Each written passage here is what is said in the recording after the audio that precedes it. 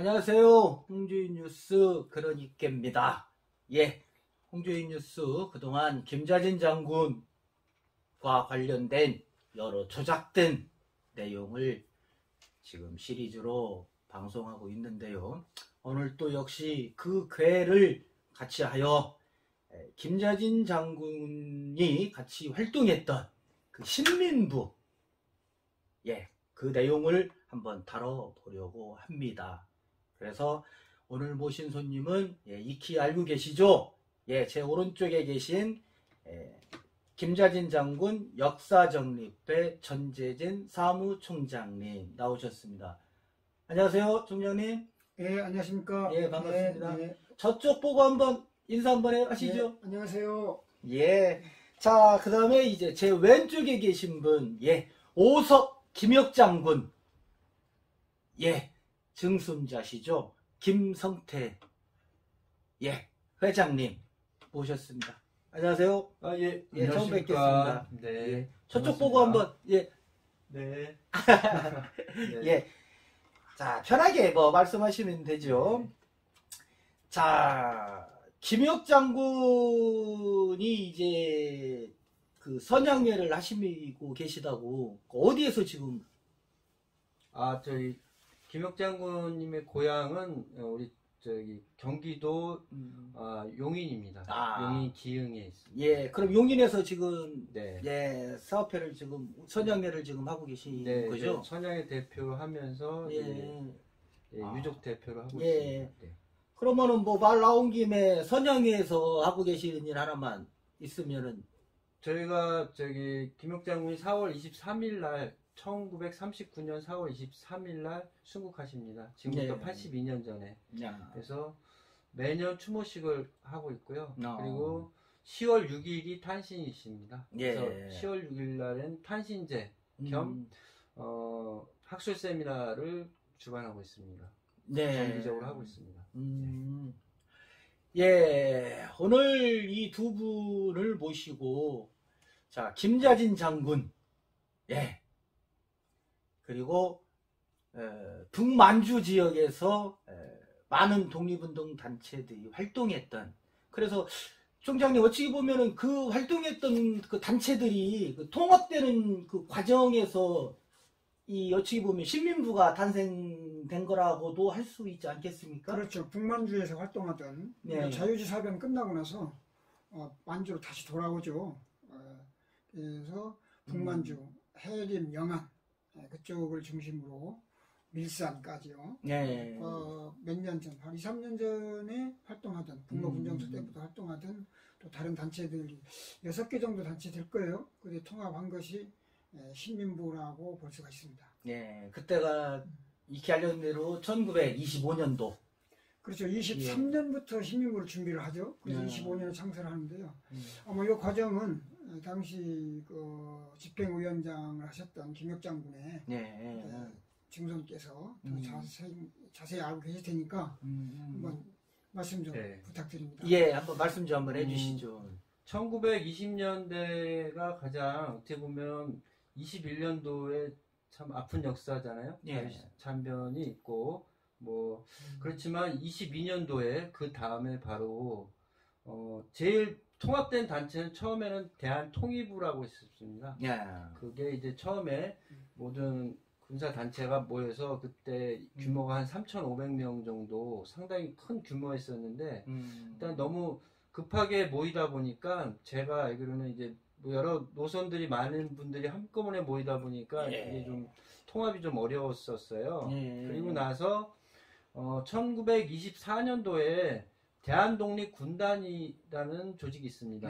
거기는 이제 김자진 장군이 주축이 됐고 최두희 대한독립군 군단 그렇죠. 그리고 대한독립군정서가 있습니다.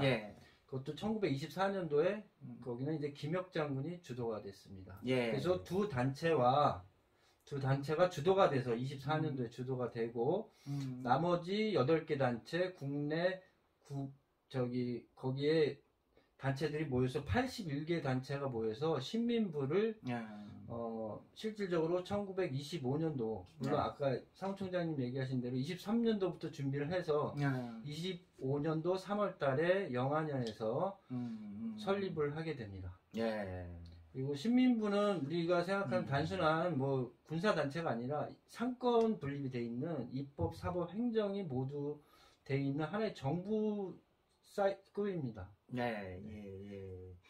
그때 당시에 이제 이 창립 이후에 이제 전해지는 말로는 이제 별동대하고 보안대, 요게 이제 뭐 권총과 소총으로 한 500명 정도가 무장한 인원이 있었는데 이때 그 군사부 위원장 겸 총사령이 이제 김좌진. 네, 그렇습니다. 이때 이제 그 본격적인 활동을 이제 개시했다고 이렇게 알려지고 있지 않습니까? 총장님. 그래서 그러면은 이때 이미 그러면은 그 군사적인 조직은 있는 거고, 그럼 총사령 위에는 그러면은 김혁 장군이 최고의 그 지도부에 있었던 건가요? 그러니까 신민부는요. 신민부는 중앙집행위원장을 위시해서 민사부와 군사부로 나뉩니다. 근데 역시 그 일제가 아주 기승을 부리던 때라서 북로군정 청산리 전쟁 이후에 그런 때라서 역시 군사 활동이 좀 비중이 컸다고 봐야 되겠죠. 아니 그러니까 이제 제가 좀 궁금한 거는 그럼 군사부 활동은 이제 총사령으로 김좌진 장군이었고 거기서 사실 총사령이라는 말은 좀 어폐가 있고요. 군사부 사령관. 총자를 붙인다면은 김혁 장군이 저는 맞다고 봅니다. 아니 그러니까 이제 제가 이 지도부를 왜 그러냐면 이제 민사부와 군사부를 총괄하는 분이 김혁 장군이었어요. 이제 왜 그러냐면은 군사들을 훈련시키고 옷 같은 것도 군복도 입혀야 될 테고 음식을 먹이고 하려면은 그 수많은 군자금 같은 게 필요하지 않습니까? 그러면 이제 군자금 담당들은 군자금을 모으러 돌아다녀서 파직동을 했을 테고. 그 조직을 제가 한번 말씀해 보시겠어요? 신민부 조직을. 일단은 아까 얘기하신 대로 신민부 조직을 보면 제일 서열로 따지면 서열로 1위가 중앙집행위원장인 김혁 장군이 그 위원장으로다가 되고 그 다음은 저기 민사부 위원장 최호가 있겠습니다. 그리고 군사부 위원장 김자인 장군이 서열 3위입니다. 그리고 참모부 위원장인 나중소, 그 다음에 외교부 위원장 서열 5번째 청사 조성환, 그 다음에 법부위원장이 박성태, 그리고 경리부 위원장 7번째 서열이 유정근이었습니다. 이 특이하게도 신민부에서 또 그 성동 사관학교를 또 설립해서 군사를 또 양성했다는 또. 그렇습니다. 그래서 졸업생들은 이제 독립군 간부로 이렇게 활동하게 했다라는 또. 1925년도 6월 달에 3월에 창설을 하고 바로 3개월 뒤에 성동사관학교를 세웁니다. 거기에 사관학교의 졸업생이 530명 되겠습니다. 530명. 한 6개월, 그 당시는 이제 속성으로다가 그 졸업, 그 북로군정서에 있었던 사관연수성소도 6개월 저기 코스였거든요. 여기도 마찬가지 6개월 코스였습니다. 6개월마다 150명씩 나와서 530명까지 졸업생이 있었습니다. 그 당시 그 성동사관학교의 교장 선생님이 김혁 장군이셨고 부교장이 김좌진이었습니다. 김좌진 장군이었습니다.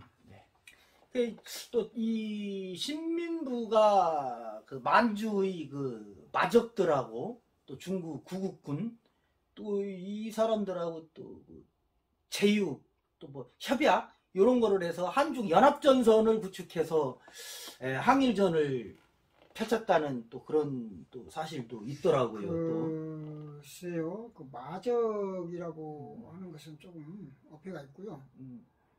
김좌진이 의열단 김원봉 의열단장하고 같이 전략을 세웠었어요. 그런데 이것이 역시 밀정한테 이게 다 노출돼서요. 예. 무산됐습니다.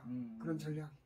밀정한테 예. 일본에 다 예. 전부 다 알려지는 예. 바람에. 그게 제가 지금 여기서 말씀드린 마적은 이제 뭐 도둑질하고 약탈하고 하는 마적들은 그건 아니고 예, 예. 예. 그런 한일전을 전개하던 그 소규모의 그 이렇게 떼져서 다니던 그렇죠. 예, 마적이라고 해서 반드시 뭐 도둑질만한 게 아니고 예. 아니 일본 애들만 예, 뺏으면은 예, 그것도 예, 마적이니까 예. 그런 사람들하고 그런 이렇게 연합전선을 있었습니다.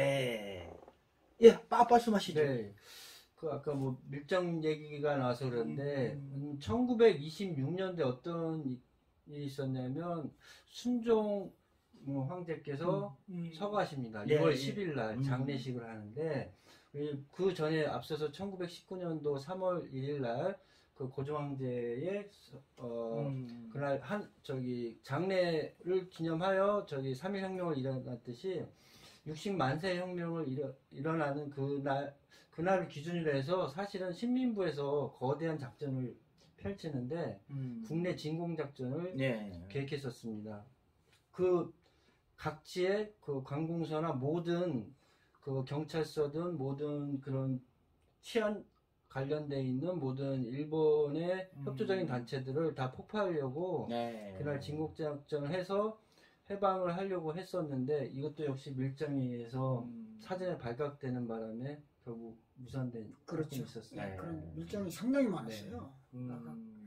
지역별로 지부로 두고 아니 뭐 하다못해 안중근과 거사를 했던 우덕순 할빈 지역을 담당했던 대표적인 밀정이죠. 그렇게 됩니다. 그럼 그때 당시에 밀정들은 뭐 지금으로 말하면 뭐 어엿한 직업들이 있었을까요? 그러니까 일본에서 자금을 엄청 주거든요. 그 밀정들한테 돈을. 그러니까 안 할 수가 없는 거야. 그러니까 돈을 너무 많이 주니까. 보통 뭐 그때 월 50원 이상 줬었어요. 받았다는 기록이 있어요. 그때 당시 50원이면 굉장히 큰 돈이에요. 지금으로 치면 뭐 한 500? 5, 600? 더 된다고 정도? 봐야죠. 더 될까요? 더 된다고 하여튼 돈 앞에는 뭐 장사가 없듯이. 하여튼 뭐 김좌진 장군의 부인이라고 하는 나혜국 씨. 나혜국은 여동생 나혜정하고 같은 밀정이 있었습니다. 그 신민군에 파고 들은 거죠. 그렇게 파고 드는 거예요. 그래요? 뭐 밀정 얘기가 나왔는데 김좌진 장군의 참모인 이정도 좀 밀정 나중에 변제를 하죠. 그런데 그런 사람들의 기록을 전부 역사로 지금 전부 다 바탕이 되잖아요. 남주 역사가. 근데 저는 적절하지 않다고 봅니다. 아니 지금 좀 그 말씀을 하셨는데 뭐 구체적인 뭐 정황이라든지 뭐 있습니까? KBS 시사창에서 895명의 밀정 명단이 나오잖아요. 거기 보면 또 뭐가 있냐면은 허기훈이라고 나와요. 허기훈이 누구냐면은 47년도에 김좌진의 큰아들 김창렬을 검거하는데 전면에 나서서 검거해 가거든요. 그럼 이 사람은 뭐예요? 그때부터 밀정질을 한 거예요. 47년까지. 허기호의 동생 허기훈. 형제가. 그렇다면은 아까 말씀하신 그 홍성군에서는 이미 뭐 김좌진 장군의 부인이라고 잘 알려진 아까 말씀하신 나혜국 씨. 그 자료는 아직 확보를 있는데 지금 김장치님 자료를 찾고 있는데요. 사실 자료를 남깁니까 그 사람들이 밀정이라고? 근데 무슨 연변대학의 박창욱 교수님 돌아가셨어요 지금. 저한테 직접 얘기한 부분이에요. 그래도 무슨 뭐 구체적인 사례를 말씀 안 하시고 그냥 그렇게만 사례가 아니 그 사람들이 노출이 안 되죠. 그렇잖아요. 어떤 사례가 노출되겠어요? 그러면은 그냥 알기 쉽게 제 때문에 우리 동지들이 몇 명 잡혀갔어. 그렇죠. 뭐 그런 식으로요. 그렇게 되는 거죠. 제 때문에 우리 신민부의 기밀, 또 김좌진의 움직임, 이동 이런 것이 전부 다 보고가 되는 거예요. 그때 당시 27년, 28년 그때는 신민부의 본영, 사실상 없었어요. 비밀기지였었어요. 이로 옮겨 다니고 저쪽으로 옮겨 다니고 막 이러는데 그것이 전부 다 노출되는 거예요. 사실 신민부가 본부를 아는 사람은 최고위층 간부 위에는 그 본부를 알 수가 없습니다. 네, 역시 밀정들 때문에 네, 그렇겠죠. 다 네. 그러면은 지금 나혜국 여사 얘기를 하셨는데 그러면 김좌진 장군이 신민부 활동을 할 때 그때 같이 그래서 27년부터 지금 김좌진 옆에 이제 붙은 거죠. 27년도에. 그렇게 됩니다. 역시 모든 것을 또 하나로 이렇게 또 묶이게 되네요. 야, 하여튼 그때의 최대의 적은 정말 뭐 같은 한국인이라도 밀정인지 아닌지 정말 아주 참 같은 신민부의 같은 요원 속에도 밀정이 있었습니다. 김좌진의 비서 이정 그 사람도 밀정이죠. 나중에 청살리에서 청살리 전투 때 이정이 전부 보고서를 쓰고 그래요. 근데 그 이후에 이제 변절해서 이제 밀정되는데 모르겠어요. 그때 당시도 밀정했을지도 모릅니다. 청살리 김좌진 비서할 때도 비서할 때도 밀정했을 거예요. 그러면 청산리 대첩의 승리가 이루어지지 않았겠죠? 아니죠. 아무리 이쪽에서 그렇게 한다 해도 이 청살리 전투가 6일간 진행되잖아요. 그때 그 변화무쌍해요. 그 지리가 밝고 지형진을 이용할 수 있어요. 그렇기 때문에 이겼지.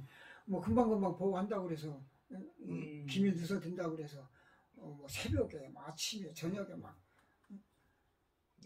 일사불란하게 움직일 때는 그 밀정이 그렇게 큰 효과를 봤다고 볼 수가 없어요. 밀정이. 그럴 수도 아무래도 뭐 지금처럼 뭐 통신수단이 뭐 발달하던 때가 아니니까 그러면은 그 이정이라는 그 사람 최후의 행각은 뭐 혹시 좀 알고 계세요? 최후. 이정의 기록이요? 이정의 기록은 지금 여기서 자료를 준비 안 했기 때문에 자료가 다 있습니다. 이정 기록이 다 나오죠. 다음에 제가 준비해서 지금 말씀드리죠. 이게 이 사람이 이제 1943년도에 죽은 걸로. 이정이요? 이정이. 이 사람이 하여튼 뭐 일제히 밀정이 돼서 아주 뭐 수많은 관계를 정보를 넘긴 걸로 하여튼 뭐 독립군보다 밀정수가 더 많았다는 얘기가 있어요. 오히려 밀정이 더 많았다. 그렇다면은 이제 그럼 김혁 장군께서는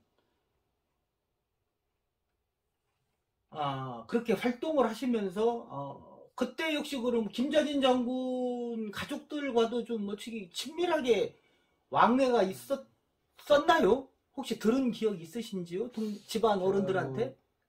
좀 오래된 어렴풋이 그런 얘기를 들은 건 있어요. 제가 이제 김좌진 장군의 두 아들이 윤자현 장군과 함께 지냈던 것이라고 창렬, 창규. 그렇죠. 창렬이 큰아들이고요. 둘째가 이제 창규인데 지금 저기 김 선생님 말씀하신 대로 윤자영 장군이 나이가 상당히 많아요. 김좌진 장군보다 21살이 많아요.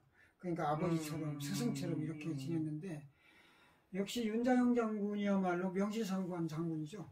그 다음에 김혁 장군을 제가 될 수가 있는데 윤자영 장군한테 신민부에서 군자금을 담당토록 했습니다. 군자금을 모으는 거죠. 그때 어디로 가냐면은 이대성의 농장에서 일을 하게 됩니다. 이대성 농장이 상당히 컸죠. 그때 김좌진이 두 아들을 윤자영 장군한테 맡겼다고 볼 수가 있어요. 서로 믿으니까. 윤자영 장군은 고향이 예산, 그 다음에 김좌진은 홍성이잖아요. 그런데 여기 또 천한 분이 또 있어요. 유정근 씨. 이분이 경리부위원장이 있었잖아요. 경리부위원장이니까 예산분인 윤자영 장군이 이대성의 농장과 그 주변에서 자금을 모으면 이것을 경리부로 전달해야 되잖아요. 그 전달한 것이 바로 김창렬입니다. 장군의 큰아들. 네, 그렇게 됩니다. 그러니까 선친한테 전해 들은 얘기가 맞는 거예요. 그래서 이대성도 저는 독립군으로 서원을 해야 된다고 보고요. 27년도, 25년도, 6년, 27년이면은 김창렬이 1905년생이니까 20살이 넘었잖아요. 충분히 그러한 활동을 수행할 수 있다. 네, 그렇게 봅니다. 네, 그렇군요. 같은 고향에 있는 그래도 그렇죠. 예산이랑 천안 뭐 다 가깝고 홍성 네. 되니까 이제 그러니까 천안의 유정근, 예산의 윤자영, 네. 홍성의 김좌진 이 세 분은 같은 고향 개념으로 아주 친하게 지냈다는 거죠.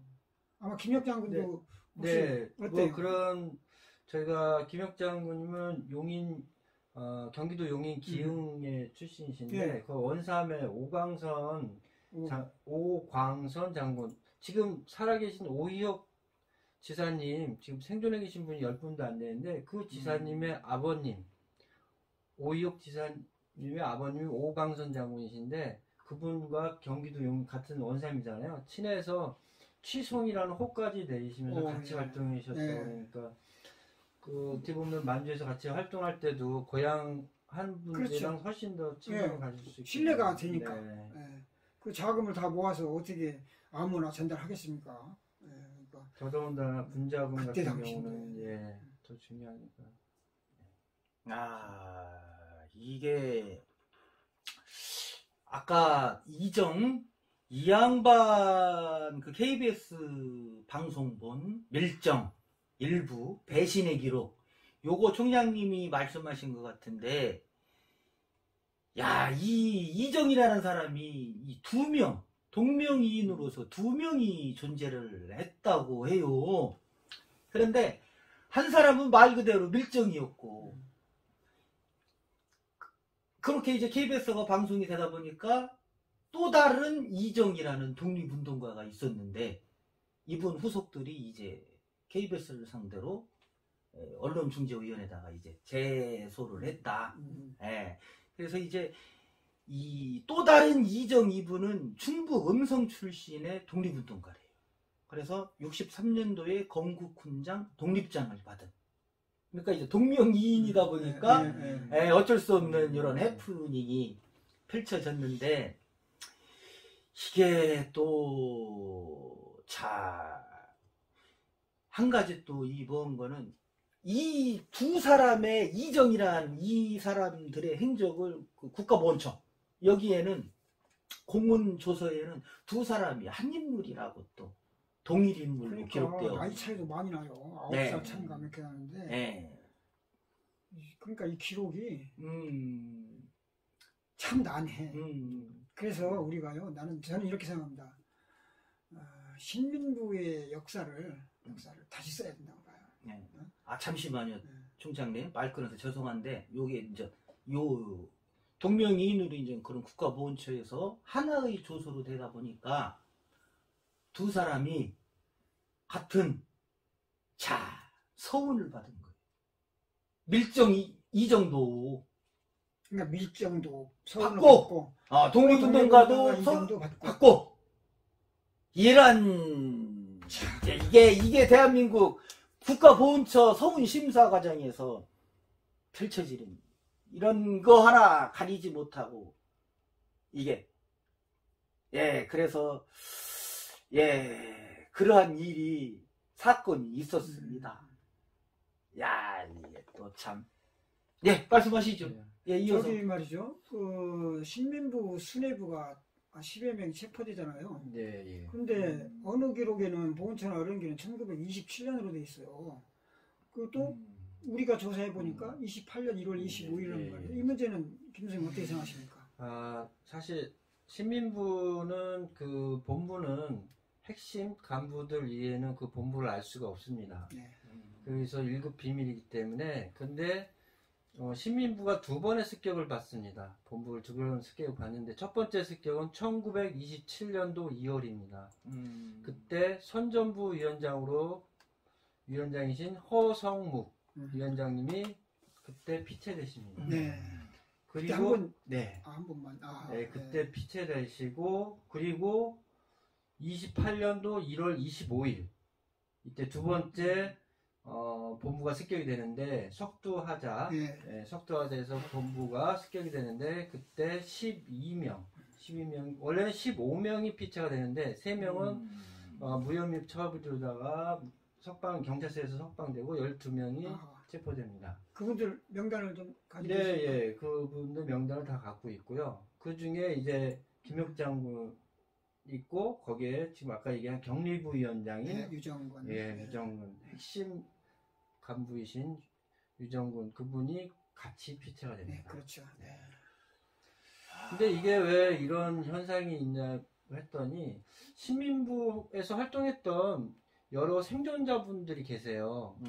근데 그분들의 구원으로다가 김혁 장군은 27년 2월에 했다는 식으로다가 원체 이제 본부 습격이라는 그 충격 때문인지 아마 연도를 오인해가지고 한 것 같습니다. 왜냐면 28년도 1월 25일하고 그 당시 동아일보랑 각종 신문과 언론에 세계 다 그런 내용들이 다 게재가 되고 신문에 나왔습니다. 그래서 실시간으로 그 당시 신민부가 원체 큰 단체이기 때문에 그 당시 재판 과정을 신문에 실시간으로다가 거의 중계하듯이 했었습니다. 그 신민부가 민사부하고 군정부로 나뉘잖아요. 사실 갈등이 좀 심했어요. 그런 관계를 어떻게 장군 측에서는 정리가 되고 있죠?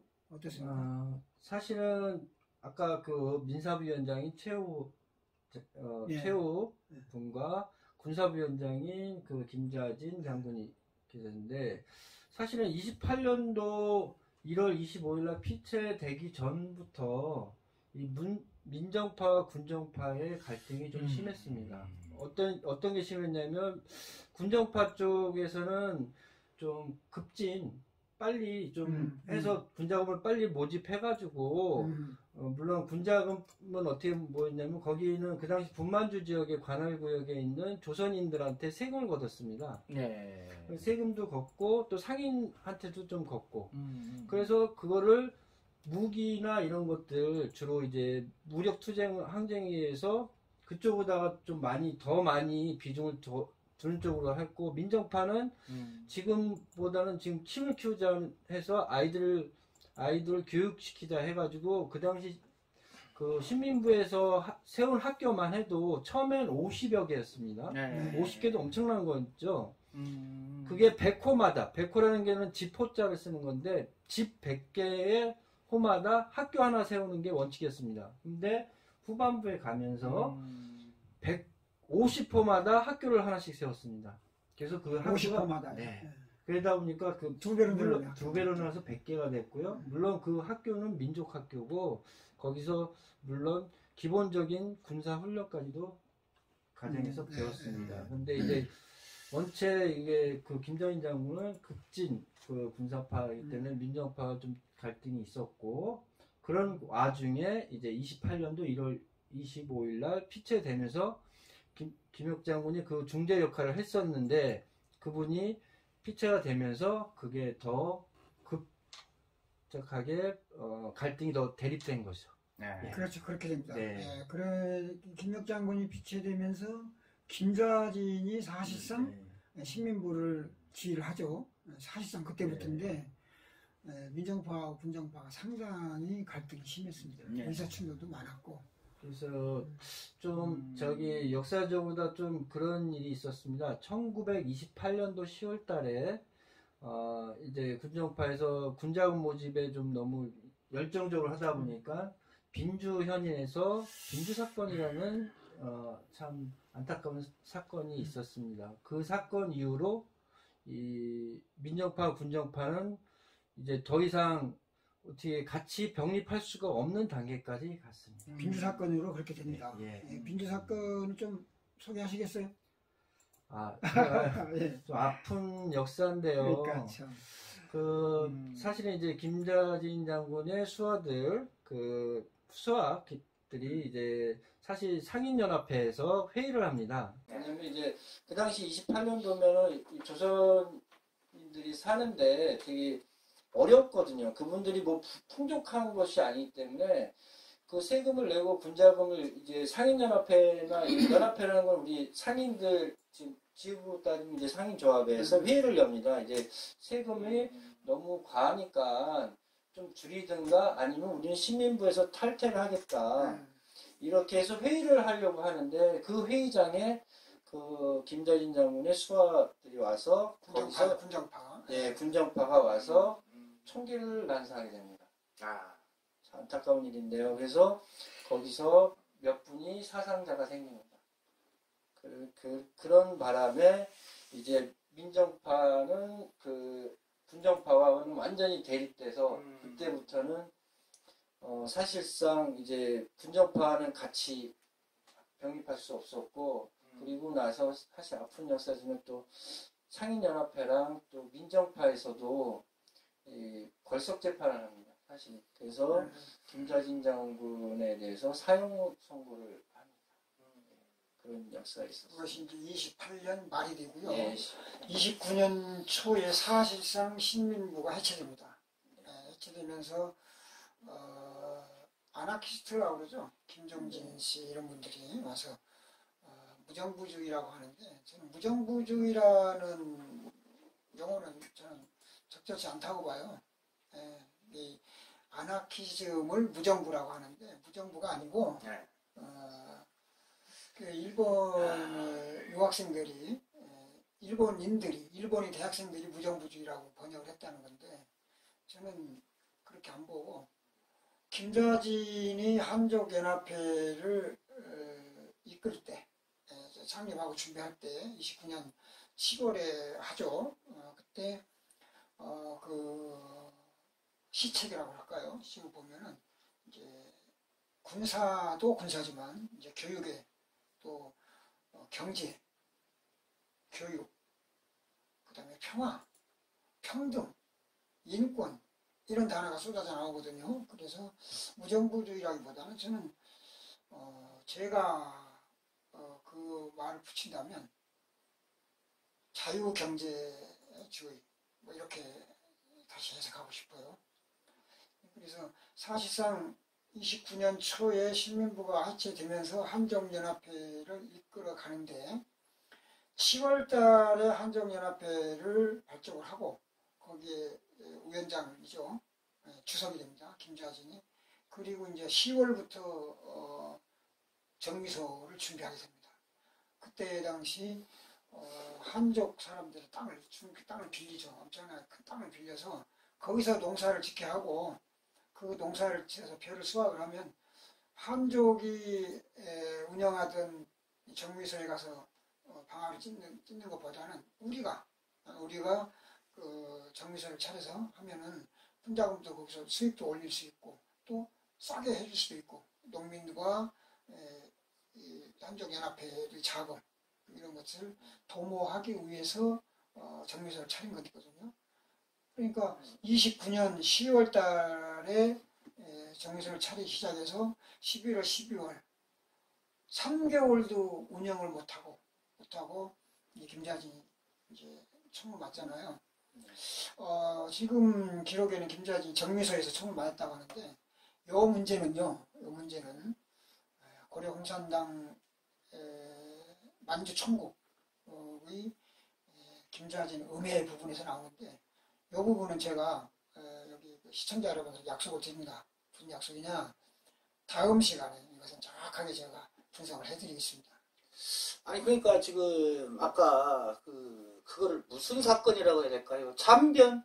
지금 보면은 우리 동포들끼리 우리 민족끼리 총을 서로 그런 사건이 일어났는데 여기에 대해서 좀 한번 더 부연 설명 좀 한번 해주시죠. 그러니까 서로 총을 쏜 게 아니고요. 그러니까 일방적으로 당한 거죠. 아까 말한 거죠. 네. 군정파인데요. 군정파에 권총 잘 쏜 사람이 200호의 이름이 200호인데 이 사람이 김자진이 명령했을까요? 사람 죽이라고. 밀정을 잡으라고 한 거는 명령이 떨어집니다. 밀정에 대해서는. 그러나 농민들, 동포들에 대해서는 그렇게 총질까지 하라고 명령을 내릴 김자진은 아니라고 보는데, 왜 그랬냐면 아까 말씀하신 대로 군자금 세금이죠. 호당 1원이에요. 1원. 1원 또는 2원 이렇게 내는데 정말 1원도 내기 어려운 그런 시점이 있었어요. 예. 1원도 굉장히 그때 컸더니 몇천, 10전, 5전 막 이렇게 할 때인데, 예. 그래서 너무 이쪽에서 그냥 강경하게 하니까, 군정파에서 강경하게 하니까 군정파에서 탈퇴하겠다. 민정파로 돌아가겠다. 이거 못 내겠다. 그러니까 거기서 그냥 200호가 권총을 난사한 거죠. 네. 그럼 지금 이제 정장님이 지금 말씀하신 거는 김자진 장군을 약간 옹호하는 듯한. 제가 옹호라기도 괜찮죠. 예. 괜찮은데 그 신민부의 그 총지휘자로서 그렇잖아요. 예. 신민부의 총지휘자로서 같은 동포들에게 그렇게 하라고 명령할 그런 지휘자는 아니었다.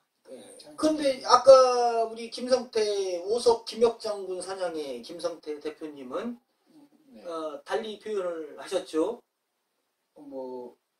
저희 그 당시 이제 사실 이제 28년도 1월달에 김혁 장군님이 그 최고 지휘권자이고 그분이 피퇴되고 나서 그 다음에 이제 사실상 이제 김자진 장군이 신민부를 했으니까 어떤 사건이 일어나면 그 부분에 누가 지시를 냈든 안 냈든 간에 일단 그렇죠. 저는 맞습니다. 그 책임자가 책임을 져야 된다. 그런 뜻으로 얘기한 거죠. 아니, 그게 그걸 맞아요. 지시했다는 얘기하는 게 아니라 그런 뜻입니다. 그래서 이제 어찌기 보면은 요거를 대외적으로는 좀 알려진 사건인가요? 빈주 사건은 많이 알려졌죠. 빈주현. 빈주현이라는 지역을 얘기해서 지역으로만. 빈주 사건. 그래도 그렇게 일반 대중들한테는 그렇게 널리 알려진 이야기는 아닐 거라고 생각하는데. 그렇죠. 아직 여기 만주운동사 신민부가 얘기가 나올 때마다 빈주 사건 꼭 나오고요. 동포들한테 총을 난사했다. 한번 우발적이라는 말도 할 수도 있고 홧김이라는 말도 할 수가 있어요. 왜냐면 군정파에서 탈퇴하겠다. 돈 못 내겠다. 막 이렇게 하니까.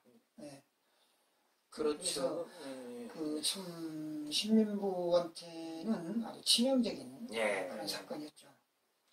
동전의 양변처럼 치명적인 거예요. 그래서 그 사건에 대한 총책임자는 김자진이었어요. 맞아요. 그건 맞습니다. 제 취지는 그거죠. 그 조직의 가장 수장이 어떻거든 과나 공도 다 그 수장이 맡은 거지. 그 부하 시킨 사람이 그 사람이 잘못은 아니잖아요.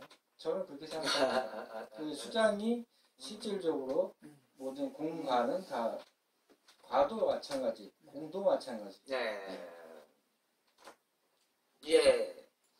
그러면 이 얘기는 여기까지 할까요? 너무 민감한가요? 아니, 괜찮습니다. 민감하니까 그러겠죠. 아니, 사실 그대로 하는 거니까요.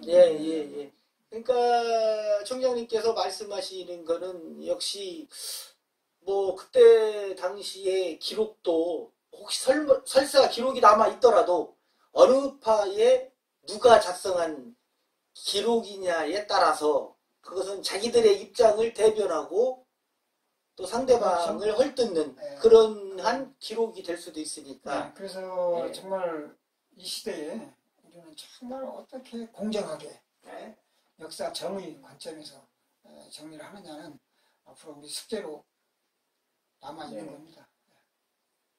그 문제 하나 하고 이제 또 김자진 장군의 이제 누가 흔히 알려진 박상실이가 누구의 사주를 받고 죽였느냐, 또 박상실이 본명은 또 그게 아니다라고 하는 여러 가지 설들이 있는데 여기에 대해서 한번 말씀을 한번 해주시죠. 어차피 여기까지 들어온 김에. 저는요. 저는 김자진 장군을 뭐 박상실이다, 뭐 공도진이다 네. 이렇게 하는데 제가 이것은 저도 지금 확정적인 설은 저도 말할 수 없는데 네. 지금까지 제가 해보니까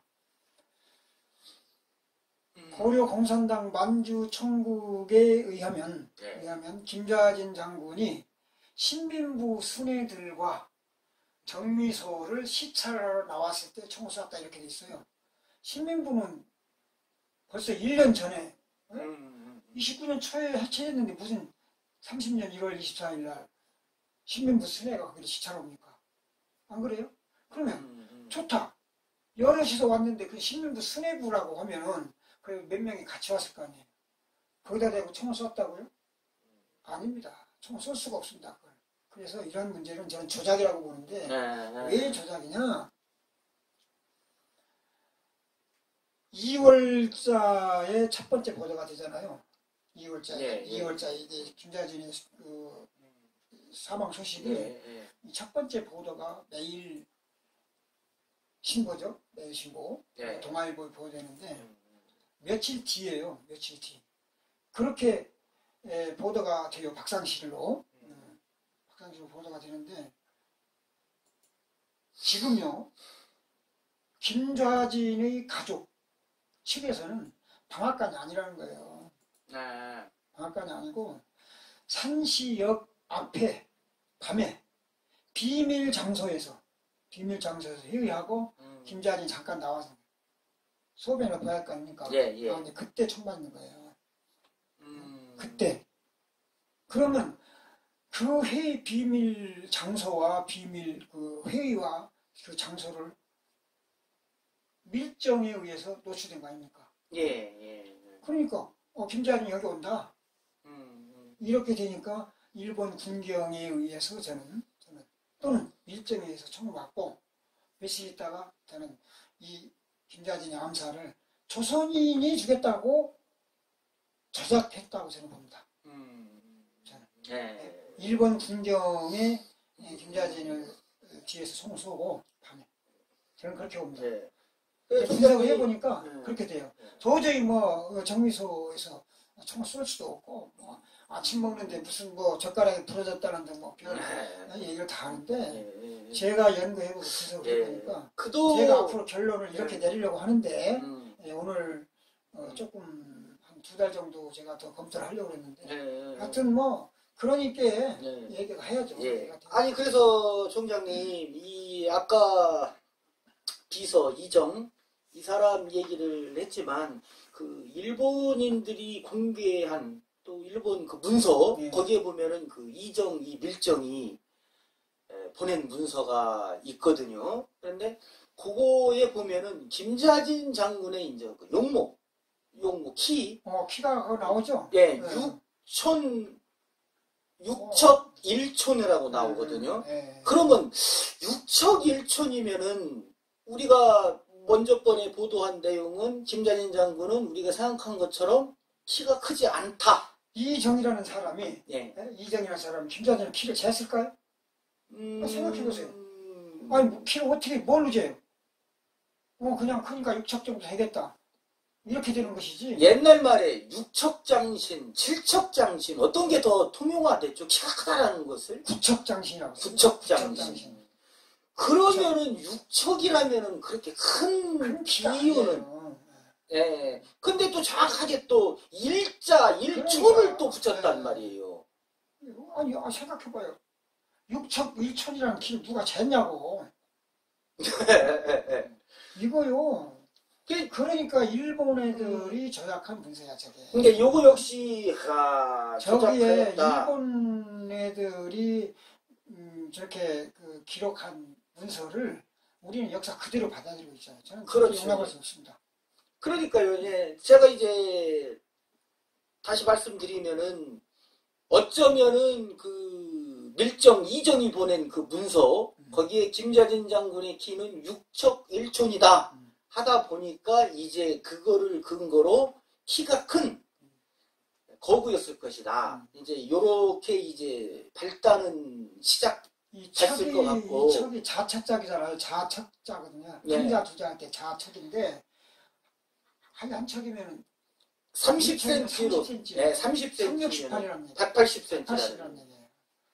그래서 그때 당시에 1920년대, 30년대에, 20년대에 키가 180이면은 이거는 뭐 구척장신이라고 표현을 해도 지금도 우리가 크다고 180 정도만 되면 그럼 크네 이러는데 그때 당시에 한국인의 평균 신장이 160한5 남자 평균이 그 정도 됐을 텐데 하여튼 예. 키가 다른 사람보다 조금 크긴 컸을 거예요. 예. 그러다 보니까 이제 그렇게 표현이 예. 나오는데 저는 뭐 6척, 1척 저는 예. 신뢰하지 않습니다. 예. 그래서 이제 제가 지금 이 얘기를 꺼낸 이유의 그 목적은 그동안에 총장님께서는 그 연변에 있는 김장춘, 네. 예, 그 사람의 말을 빌어서 우리 할아버지는 키가 그렇게 크지 않았다.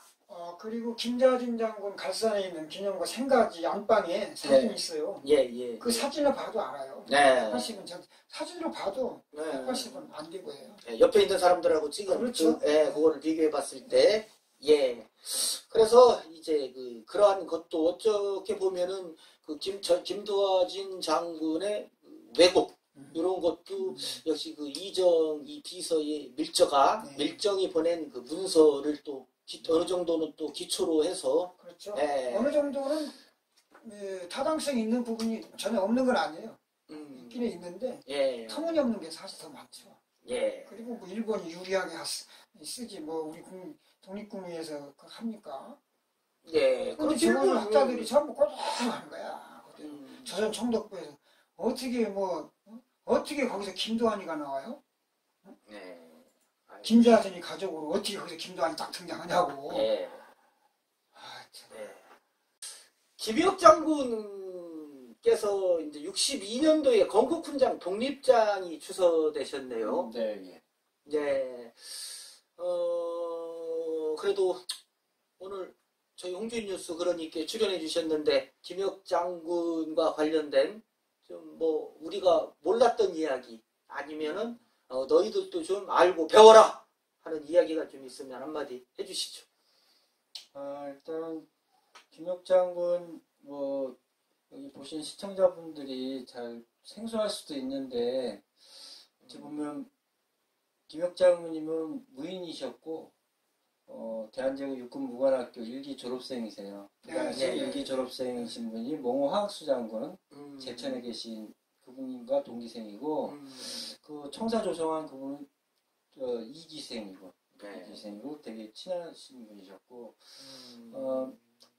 우리 정조부님 김혁 장군님을 얘기하자면 무인으로서 지금 끝까지 나라를 조국을 위해서 끝까지 한 목숨 바치셨던 분이셨고 그 당시 75년생이시거든요. 1875년생이라서 사실상 거의 만주 무장항쟁에 있어서 거의 일본 선두 거의 원로 축이에요.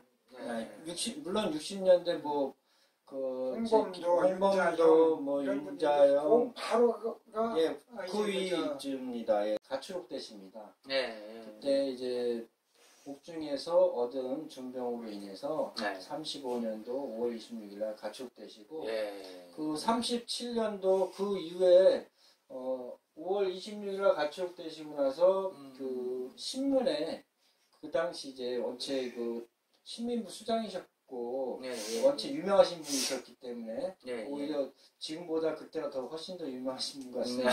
그래서 그날 가출되는 날 어떻게 알고 그 신문 기자, 그 당시 동아일보 기자님이 오세요. 찾아오셔서 인터뷰를 합니다.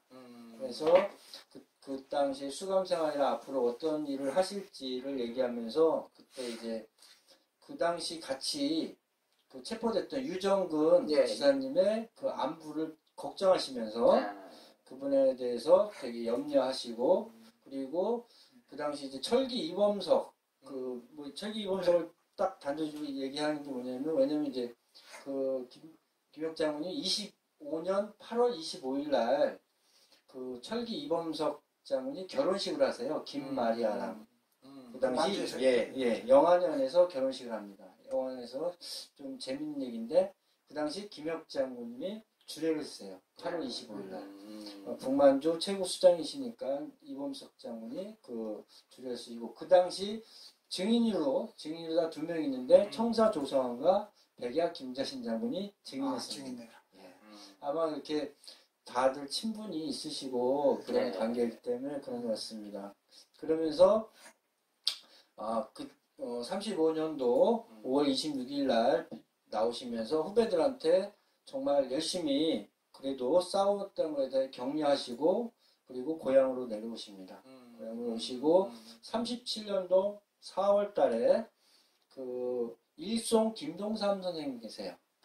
그분의 그 당시 이제 시무장이라고 해서 그 만해 한용운 선생님의 집이 있습니다. 네. 거기서 성북구에 있는 거기에 조문을 가세요. 그 무인으로서 그 당시 조문 가신 분이 21분 정도 계시거든요. 그 당시 이제 박명록이 나왔는데 김혁 장군님이 무인 유일하게 한 분이 김혁 장군이 가십니다. 그 당시 그날 거기에 가신 분들은 거의 다 그 순경 외경들이 기치기 때문에, 그렇지만 그거를 무릅쓰고, 왜냐면 같이 활동하셨던 분이기 때문에 끝을 같이 마무리하고 싶고 같이 이렇게 끝을 지켜주고 싶은 마음에 용의해서 가세요. 그리고 39년도 4월 23일 82년 전 해방을 6년 앞에 놓고 안타깝게 순국하십니다. 항상 그 저희 할머니께서 그 저희 녹취에 그런 내용이 있으시더라고요. 김혁 장군님의 그 추록되시고 나오셔서 그해 35년도가 저희 우리 아버님이 태어나신 해거든요. 첫 손주를 보세요. 김혁 장군 두 아들 나시는데 저는 이제 종갓집이고 직계 정손인데 나시면서 그때 이제 할아버지에 대한 그런 외모를 얘기하세요. 그때 기억이 나는 게 할머니가 그런 얘기 하시더라고. 되게 꿋꿋하신 분이시고 한겨울에도 목도리를 안 하실 정도로 되게 건장하시고 하셨다고, 장군의 용모이셨기 때문에 이렇게 범접할 수 없다 이런 표현을 하시더라고요. 쉽게 이렇게 되게 과묵하신 성격이셨다. 그 얘기를 또 저희 할머니뿐만 아니라 그 당시 신민부를 그 500여 명의 밥을 해주신 분이 계세요. 지금도 그분의 후손인 아드님을 제가 친분이 있어서 거기 최석호 지사님이 그 배우자분 백유님 여사님이 신민부에 밥을 해주시는데, 그분의 얘기로는 그 얘기를 하셨다고 하더라고요. 우리 김혁 어르신이 수저를 올리시면 그 다음에 이제 군대처럼 식사를 하셨고 되게 되게 뭐랄까 그 범접할 수 없는 그런 느낌이 나셨다. 그러면서 말수가 참 적으신 분이시다 이런 얘기 하셨고, 마지막으로 제가 하여튼 우리 김혁 장군은 처음부터 끝까지 무인으로서 이 조국을 위해서 목숨 바쳐서 끝까지 하셨다는 것을 우리 모든 분들이 같이 우리 이어갔으면 좋겠습니다. 신민부죠. 신민부 최고 책임자이자 중앙집행위원장이셨던 김혁 장군 후손 김성택 대표님, 오늘 말씀 잘 들었고 오늘 이렇게 출연해 주셔서 정말 감사드리겠습니다. 감사합니다. 그리고 우리 총장님 한 말씀 하시죠. 짧게. 만주 독립운동사에 대해서 말하면 김자진을 빠뜨릴 수가 없잖아. 그런데 오늘 비로소 신민부의 실체를 이렇게 말씀해 주셔서 고맙습니다. 봉오동 전투는 홍범도가 다 했고 청산리 전투는 김자진 다 했다는 식의 역사 기록을 좀 이제는 지향을 해야 될 때라고 봅니다. 끝이죠? 네. 너무 짧은데. 그렇습니다. 여러분, 오늘 저희가 마련한 주제는 정산리 대첩의 영웅 김좌진 장군. 예, 맞습니다. 누가 영웅이 아니라 합니까? 예, 그렇지만 김좌진 장군과 더불어서 신민부, 그죠? 예, 그러한 조직들 또 같이 함께 하였던 인물들, 예, 그런 분들의 그 소중한 피가 쌓여서 그러한 혁혁한 전승이 이루어졌다라는 것을 다시 한번 말씀드리고자 오늘 이렇게 김혁 장군님의 후손을 모시고 이렇게 한번 주제를 한번 다뤄봤습니다. 예, 오늘은 여기까지 하겠습니다. 감사합니다. 감사합니다. 아유, 뭐야 찾아봐요. 말씀하시니까 무엇이죠? 그럴 때는 이 치약을 써야 돼. 이 뉴 바이오덴타 골드 치약을 쓰셔야 돼. 상쾌해요. 이렇게 큰 치약 못 봤죠? 이거 얘 칫솔. 야, 이거 나는 이거 운동화 닦는 소리인 줄 알았어. 어떻게 그렇게 크게 만들었죠? 4.5cm. 어떻게 그렇게 크게 만들 생각을 했어? 예. 그래서 베리 굿. 야, 개운하고 초간편. 저같이 양치질을 하기 싫어하는 사람한테는 뭐 이거 금방이에요. 수삭! 5번만 하면은 그냥 끝나는 거예요. 왜 밤에 이 마누라들이 빨리 씻고 오라고 뭐냐고 막 그럴 때 귀찮잖아요. 남자들은 양치하고 그럴 때 이거 갖고 그냥 수삭 하면 끝이야.